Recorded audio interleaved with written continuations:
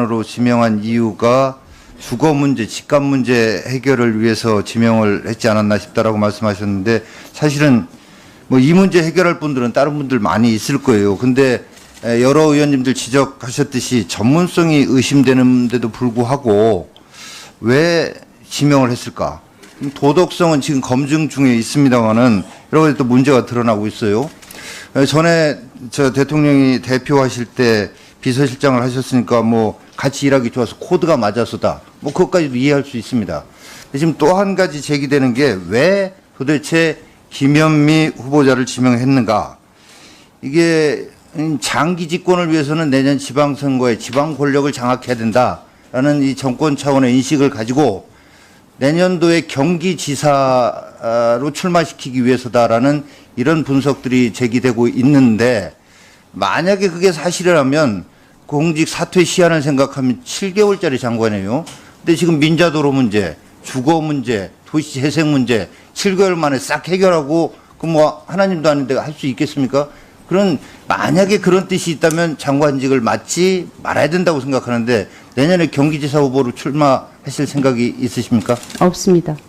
분명히 없으신 거죠? 네. 네, 알겠습니다. 자, 그러면 제가 이제 몇 가지 좀 확인을 하겠습니다. 논문 표절과 관련해서 오전에도 질문이 있었는데, 혹시 연구 진실성 검증 센터라고 들어보셨나요? 모르겠는데요. 이게 국내 유일한 연구 부정 행위를 검증하는 전문 민간 기관이라고 합니다.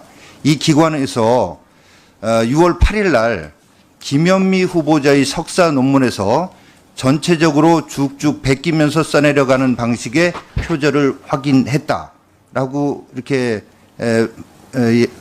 뭐 의견을 밝혔는데, 이거 들으셨나요? 혹시 그 변희재 씨가 하는 연구소인가요?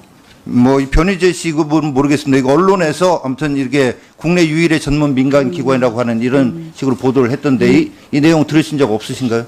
제가 이 내용에 논문에 대해서 동의를 안 하시나요? 그 내용에 대해서는 이제 언론에 보도된 거 외에는 제가 본 적은 없고요. 논문에 대해서는 제가 누차 말씀드렸듯이 논문이 많이 부족한 점에 대해서는 제가 사죄드립니다. 네, 그 부분은 오전에 얘기했죠. 네. 그리고 2014년에 이 기관에 우리 김현미 후보자께서 나는 논문을 안 쓰고 그냥 수료만 했다라고 거짓말을 한다라는 제보가 있었다. 이런 것을 미루어 보면 이런 논문을 쓰고 분명히 졸업을 했는데 논문 안 쓰고 수료만 했다라고 얘기를 하는 특별한 사유 내지는 남다른 사연이 있을 것이라 의심된다라고 하는 이런 전에도 이쪽 기관에서 밝혔던데, 그 내용도 동의하실 수 없나요? 네, 동의할 수 없어요. 제가 2014년에 그렇게 썼는지는 잘 모르겠고요. 뭐 제가 뭐 그런 걸 기록하는 건 했었던 당사자는 아니고요. 그다음에 제가 네, 알겠습니다. 일단 동의하지 않으신다니까 제가 사실관계 확인만 하는 거니까요. 그다음에 이제 배우자께서 스카이라이프 다니실 때 액수가 뭐 많다고 할 수는 없습니다만은 세금이 제대로 납부가 안 돼서 최근에 세금을 납부한 사실은 있으시죠?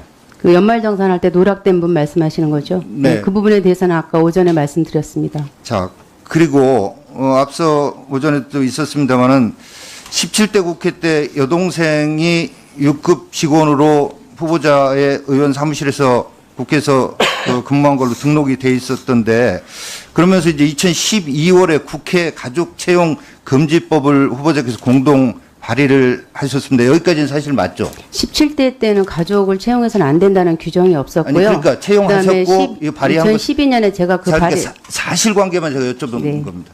여동생이 저 비서로 등록이 돼 있었던 게 사실이고 또 이 법안을 발의한 것도 사실이시죠? 규정이 어긋난 일은 없었고요. 법안에 발의 참여했습니다. 제가 사실관계만 여쭤보는 네, 참여했습니다. 네.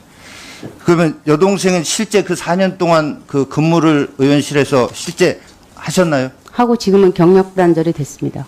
네, 알겠습니다. 그 부분 확인해 보겠습니다. 자, 그다음에 2007년 대선 당시에 우리 후보자께서 당시 이명박 대선 후보의 배우자인 김윤옥 여사가 차고 있는 시계가 1,500만 원짜리 고가 명품 외제 시계라고 하는 이런 발표를 하셔서 허위사실 공표죄로 2009년도에 대법원 상고심에서 징역 6월 집행유예 1년을 받은 사실은 있으시죠? 네, 맞습니다. 자, 그리고 2004년에 한보철강 인수를 추진하던 캐피탈 회사 실무 책임자로부터 1,500만 원 받아서 뇌물죄로 기소된 사실 있으시죠?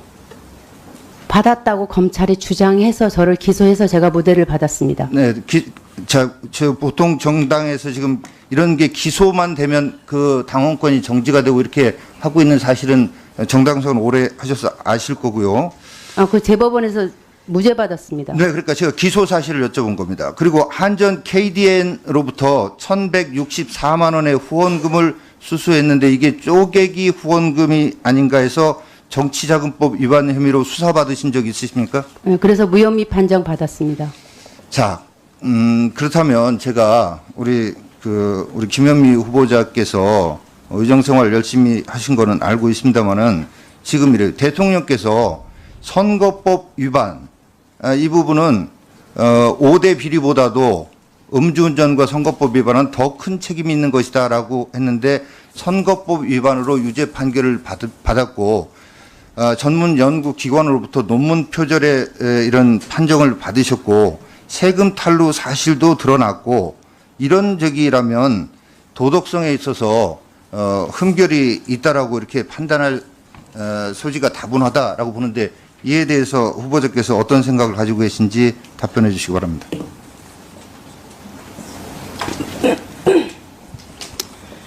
일정 부분에 있어서 의원님 말씀하신 내용 중에서 일부분에 있어서는 저도 국민들께 죄송하다고 생각합니다. 그러나 제가 뇌물죄와 관련해서 검찰에 기소된 내용 같은 것은 그리고 그 이명박 대통령 선거 때 제가 그 선거법 위반으로 재판받은 그 부분에 대해서는 저로서는 할 이야기가 굉장히 많습니다. 그러나 오늘은 제 해명을 하는 자리가 아니기 때문에 더 이상 얘기하지 않도록 하겠습니다. 네, 수고하셨습니다. 1,500만 원 받아서 뇌물죄로 기소된 사실 있으시죠?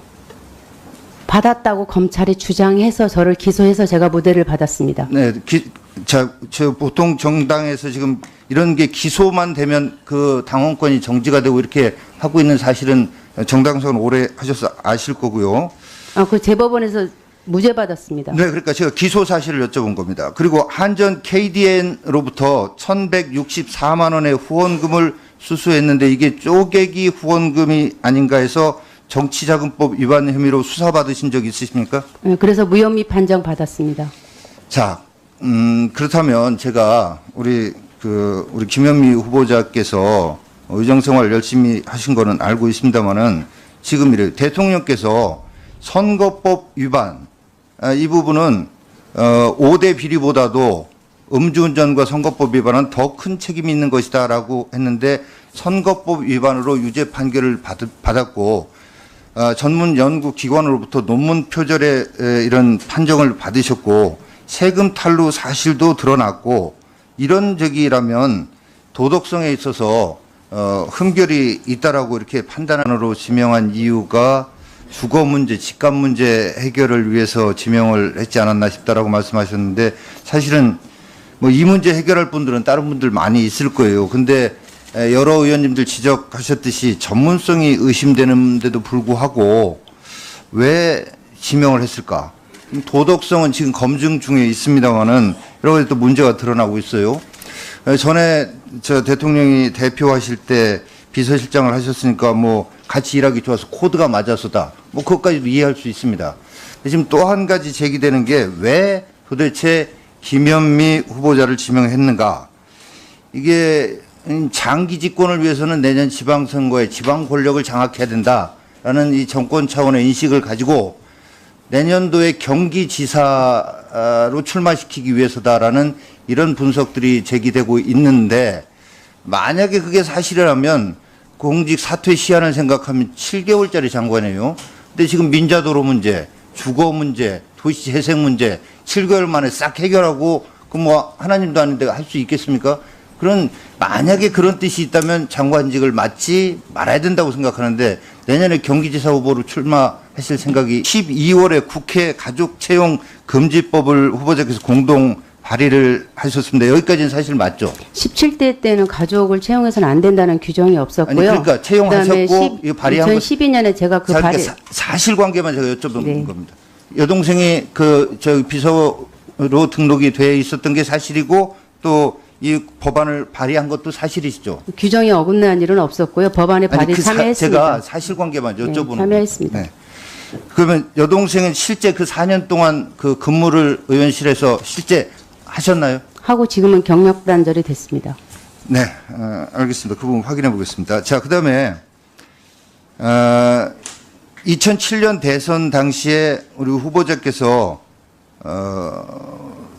당시 이명박 대선 후보의 배우자인 김윤옥 여사가 차고 있는 시계가 1,500만 원짜리 고가 명품 외제 시계라고 하는 이런 발표를 하셔서 허위사실 공표죄로 2009년도에 대법원 상고심에서 징역 6월 집행유예 1년을 받은 사실은 있으시죠? 네, 맞습니다.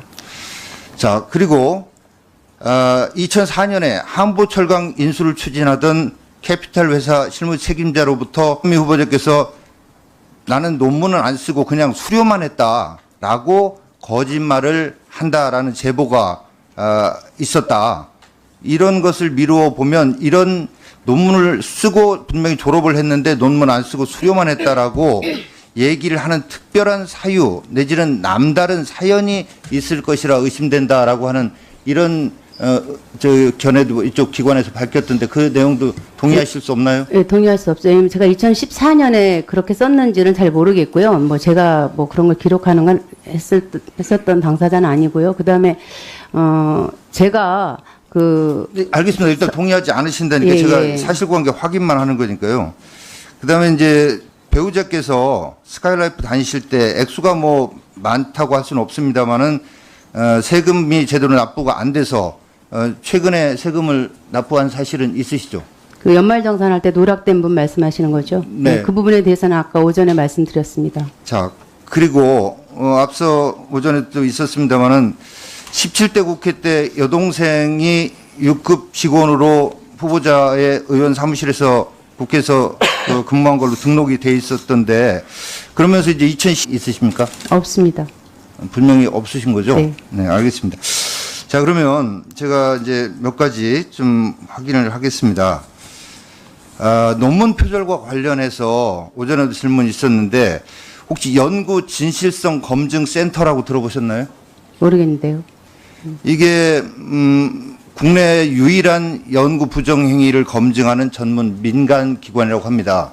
이 기관에서 6월 8일 날 김현미 후보자의 석사 논문에서 전체적으로 쭉쭉 베끼면서 써내려가는 방식의 표절을 확인했다라고 이렇게 뭐 의견을 밝혔는데 이거 들으셨나요?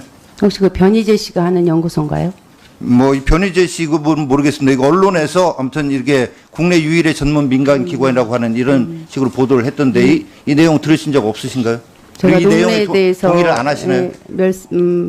그 내용에 대해서는 이제 언론에 보도된 거 외에는 제가 본 적은 없고요.